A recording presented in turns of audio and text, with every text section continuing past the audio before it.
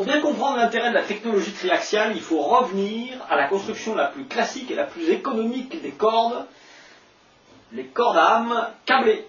Voici une corde avec 12 câblés. Chacun des câblés a un état de surface assez lisse.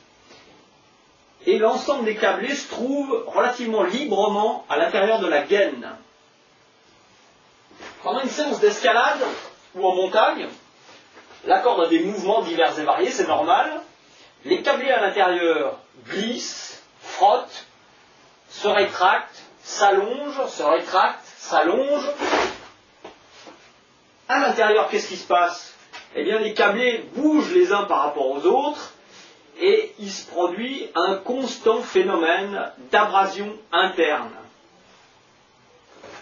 Démonstration. Si je me plie pour que mes mains touchent le sol, la peau de mon dos est tendue et la peau de mon ventre est plissée, logique. C'est exactement ce qui se passe aussi dans une corde. Il ne faut pas oublier qu'à l'intérieur de cette corde rouge, tous les câblés initialement ont exactement la même longueur.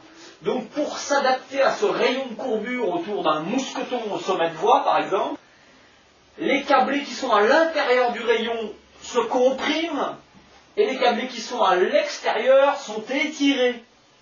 Au centre, on peut se douter qu'il y a des câblés qui s'étirent, d'autres qui se compriment, il y a donc un mouvement de glissement et d'abrasion des câblés les uns par rapport aux autres. Résultat, sur la corde, tous ceux qui ont une corde de construction classique le savent, en vieillissant, elle devient plus grosse et elle devient plus raide. Prenons maintenant une corde à construction triaxiale, corde millet, âme triaxiale.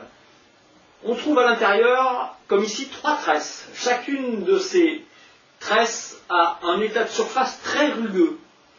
Les 3 tresses ont un diamètre important.